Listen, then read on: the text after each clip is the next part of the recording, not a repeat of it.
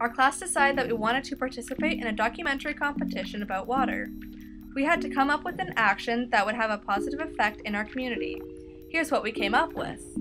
Our project started with a walk. Well, with a flush, really.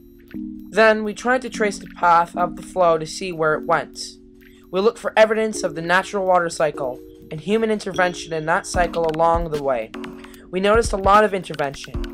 Human beings caused quite a disrupt to the natural flow of things. When we reached a lake, the end of our water walk revealed a stark contrast.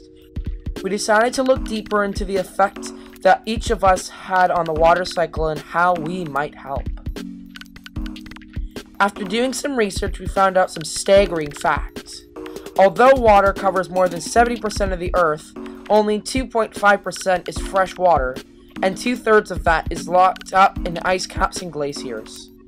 We also found out how basically everything we buy, food, clothing, cars, electronics, it all requires a huge amount of water to produce.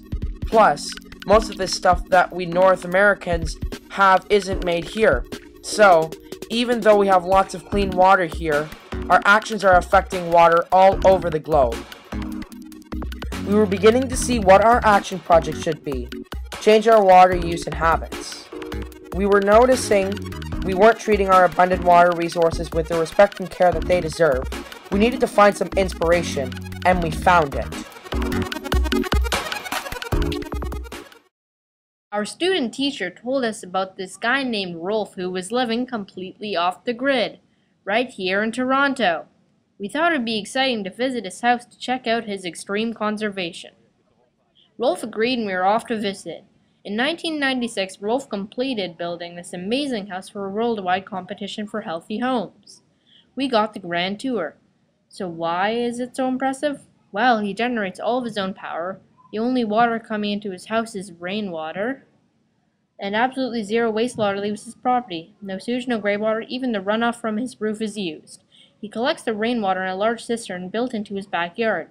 Some of this water is filtered for drinking, but he also has his dishwasher, clothes washer, and his toilets to think about. Through a system of filters, Rolf recycles grey water to be used several times for flushing, washing clothes, and dishes. After our visit to Rolf's house, we decided to regroup back at school and come up with our own ideas for conservation. Our class has come up with a simple action that we can all do to help save water. We call it the 21-Day Challenge.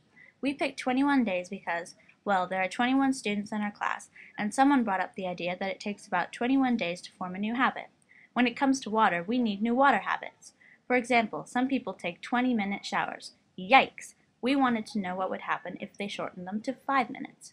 So, for the challenge, everyone, including the teacher, had to pick a water-saving action that they would commit to for 21 days. It could be anything. Some people decided to shorten their showers or brush their teeth using a cup instead of free-flowing water.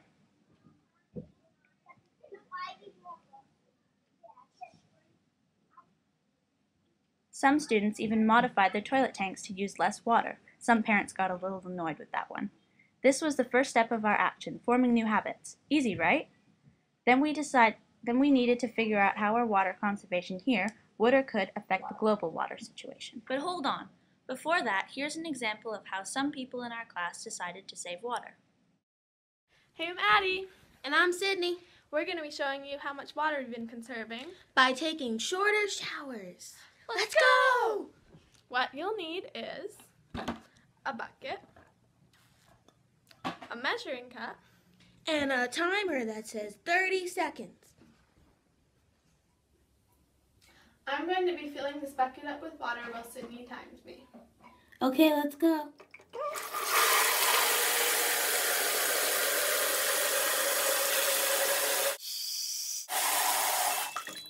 This is how much water there is in 30 seconds. Can you imagine how much there would be in 5 minutes? That's crazy, Addie. Now I'm going to measure the water to see exactly how much we're saving in 5 minutes. Let's go. 8.8 liters. Running the shower for 30 seconds means you're using 8.8 liters. If you normally take a 15-minute shower and you reduce it to 5, you would be saving 176 liters of water. That's a lot.